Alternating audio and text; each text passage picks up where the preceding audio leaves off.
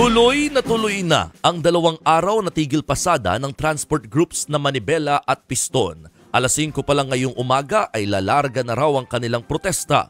Ayon kay Piston President Modi Floranda, pupunta ang grupo sa harap ng Korte Suprema para sa paghahain ng mga dagdag na dokumento laban sa Jeepney Modernization Program.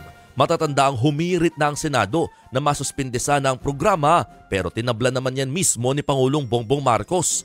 Ayon sa Piston, kabilang sa isinusulong ng kanilang tigil pasada ay ang tuluyang pagbasura sa modernization program, tigilan ang pagpipilit sa franchise consolidation at ang pagbabalik ng renewal ng prangkisa at rehistro ng lahat ng mga PUV na hindi naman sumali sa kooperatiba.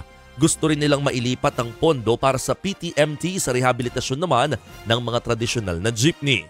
Sana'y payagan din daw ang mga sumali sa kooperatiba pero nagbago na ang isip na mag-withdraw.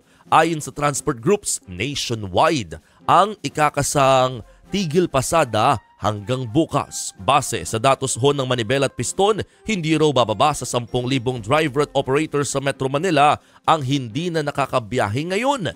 Hindi na kasi sila pinapayagan ng Land Transportation Office o LTO na marehistro ang kanilang sasakyan dahil hindi nga sila bahagi ng kooperatiba at korporasyon. At kung hindi agad mapagbibigyan ng kanilang hiling, sagot naman ng Land Transportation Franchising and Regulatory Board o LTFRB, tuloy ang modernization program pero may gagawin daw silang mga pagbabago. Papayagan na raw ng LTFRB ang mga operators na hindi nakapag-consolidate na sumali sa anumang mga kooperatiba. Pero hindi pa rin sila papayagan makapagbuo ng sarili nilang kooperatiba.